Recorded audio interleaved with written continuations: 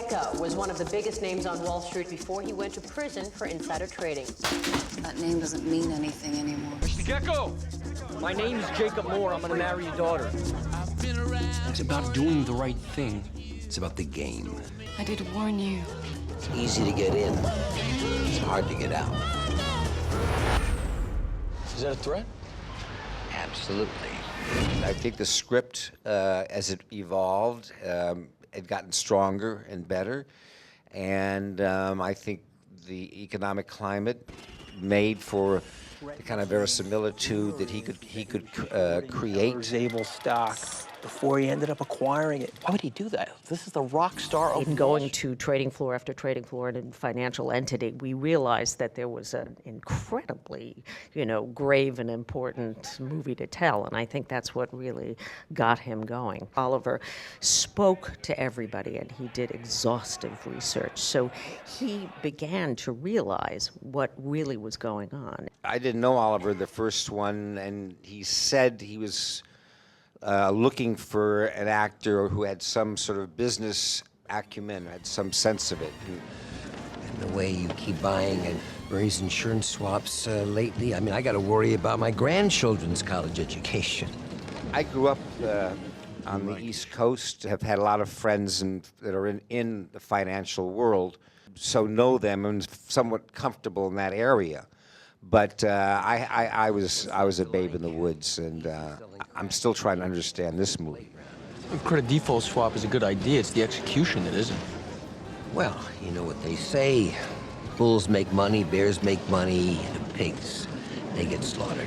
I have the whole sequence that when I give my little speech and everything. Said greed is good. Now it seems it's legal because everybody's drinking the same Kool-Aid. He messed around with me. I said, Oliver, there's 60 people in the world who understand what this is all about. They're after Churchill, which has a big position in this stock, because Churchill got the sweetheart deal on Keller Zabel. Churchill Schwartz has a 5%. Gecko's is a great part. It's written beautifully. I'm not in a whole lot of scenes. I wasn't in a lot of scenes in the first part. Charlie had to carry the story in the first one, and Shia did just a magnificent job. He took his responsibilities very seriously. Alternative energy is what biotech was 15 years ago, Stan.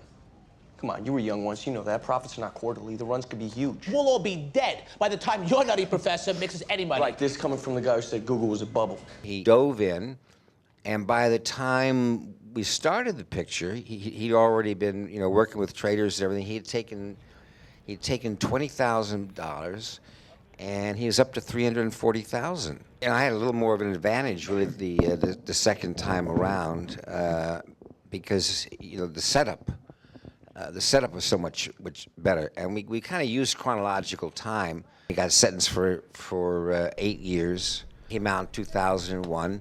And you had a guy who was penniless, who could not trade, who had lost his family. So you had a much, as far as I was concerned, a much bigger arc Make your deal, Brett. than the first one. You stop telling lies about me, I'll stop telling the truth about you. Everybody from the first one was never got the Gecko thing. We never understood what the phenomenon was. Still don't. We would go into these trading floors, and particularly the guys who ran them, and you'd go into their offices, and there were Wall Street posters everywhere.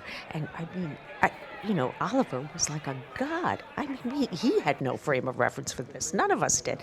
And we realized what an incredible impact the first movie had had on a generation of kids who then wanted to become traders, but they wanted to become players. That's what they really wanted. And I think you want to be in the family business. Which is what? Payback. If I'm not in that business anymore, because the one thing I learned in jail is that money is not the prime asset in life. Time is, and your time is just about up.